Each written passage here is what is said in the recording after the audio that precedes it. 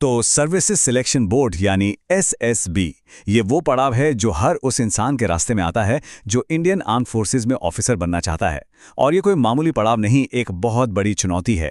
तो आज हम इसी पूरी प्रक्रिया को डिकोड करने वाले हैं और ये समझने की कोशिश करेंगे कि इसमें कामयाब होने के लिए आखिर किस तरह की सोच, किस तरह के माइंडसेट की ज़रूरत पड़ती है। अब देखिए, सबसे बड़ा सवाल जो हर एस्पिरेंट के मन में घूमता है वो ये है कि क्या एसएसबी को क्रैक करने का कोई सीक्रेट फॉर्मूला है, कोई विनिंग फॉर्मूला? सच कहूं तो इसका जवाब हाँ भी है और ना भी। मतलब ये जितना हम सोचते हैं उससे कहीं ज्यादा सिंपल भी है और कॉम्प्लेक्स भी। देखिए, सबसे पहली और सबसे जरूरी बात जो समझनी है वो ये है कि एसएसबी कोई एकेडमिक एग्जाम नहीं है। यहां रट्टा मारने वाला सिस्टम बिल्कुल नहीं चलता, इसे भूल जाइए। एसएसबी को डिजाइन ही इसलिए किया गया है ताकि ये समझा जा सके कि एक इंसान अंदर से कैसा है। ये इस बात का टेस्ट नहीं है कि वो क्या क्या जानता है, बल्कि इस बात का है कि वो असल में है कौन। तो चलिए इस सफर में अब जरा और गहराई से उतरते हैं। कहानी शुरू होती है डे 1 से, स्क्रीनिंग टेस्ट के साथ। और सच मानिए, ज्यादातर कैंडिडेट्स के लिए ये एक मेक और ब्रेक मोमेंट होता है। मतलब या तो आप अंदर हैं या फिर बाहर। स्क्रीनिंग का जो सबसे इंपॉर्टेंट हिस्सा है वो है पीपीडीटी यानी picture perception and discussion test. इसमें एसेसर्स बस ये देखते हैं कि प्रेशर के अंदर कोई इंसान किसी सिचुएशन को कैसे समझता है और फिर एक ग्रुप के साथ मिलकर कैसे काम करता है।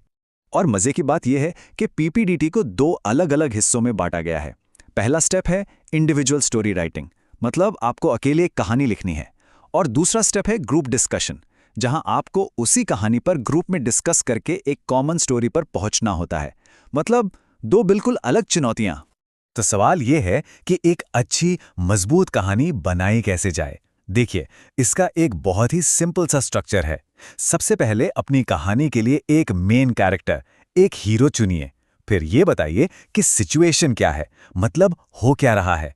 इसके बाद आता है एक्शन, कि हीरो ने किया क्या। और आखिर में कहानी को एक आउटकम, एक नतीजे के साथ खत्म कीजिए। बस। अब थ्योरी तो ठीक है, लेकिन ये सब असल में काम कैसे करता है? चलिए इसे एक रियल एग्जाम्पल के साथ समझ कर देखते हैं। तो ये है सिचुएशन। सोचिए भीड़भाड़ वाला बाजार है और मोहित नाम का एक लड़का देखता है कि एक चोर एक औरत का हार छीनकर भाग रहा है। अब ये एक ऐसी सिचुएशन है जो काफी कॉमन है, लेकिन बहुत अर्जेंट भी है, जिसमें तुरंत एक्शन लेने की जरूरत है। अब यहां एक्शन पर गौर कीजिए। मोहित ने 1 सेकंड भी नहीं सोचा। वो तुरंत चोर के पीछे भागा, उसे पकड़ा और आसपास के लोगों की मदद से उसे काबू में कर लिया। यहां देखने वाली बात क्या है? एक्शन तुरंत लिया गया, डिसाइसिव था और उसमें टीम वर्क भी शामिल था। ये छोटी छोटी बातें बहुत जरूरी हैं। और बस यही वो चीज है जो असेसर्स ढूंढ रहे होते हैं। मोहित के जो एक्शन थे वो सीधे सीधे ऑफिसर लाइक क्वालिटीज यानी OLQs को दिखाते हैं, जैसे कि हिम्मत, presence of mind, social responsibility और इनिशिएटिव लेने की काबिलियत। चलिए अब आगे बढ़ते हैं। स्क्रीनिंग के बाद सफर पहुंचता है अगले पड़ाव पर, साइकोलॉजी टेस्ट्स। ये टेस्ट आपके दिमाग की मैपिंग करने जैसा है। इनका मकसद ये जानना है कि कैंडिडेट का सबकॉन्शियस माइंड यानी उसकी सोच का पैटर्न कैसा है। अब ये जो टेस्ट्स हैं ये मोटे तौर पर 2 तरह की चीजें देखते हैं, परसेप्शन और रिएक्शन। परसेप्शन बेस्ड टेस्ट जैसे TAT यानी थीमेटिक अपरसेप्शन टेस्ट में ये देखा जाता है कि आप किसी अधूरी या अस्पष्ट सिचुएशन को कैसे समझते हैं। ये आपकी नेचुरल सोच को दिखाता है। दूसरी तरफ है रिएक्शन बेस्ड टेस्ट जैसे WAT यानी वर्ड एसोसिएशन टेस्ट और SRT यानी सिचुएशन रिएक्शन टेस्ट। ये देखते हैं कि किसी शब्द या सिचुएशन पर आपका पहला इंस्टेंट रिएक्शन क्या होता है।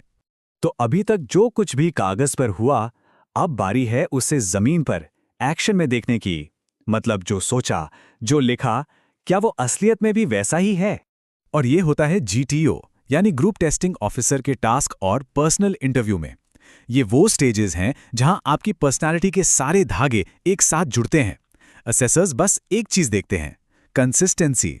क्या जो आपने अपने साइकोलॉजी टेस्ट में लिखा वही आपके एक्शन और बातों में भी झलकता है, या दोनों में फर्क है?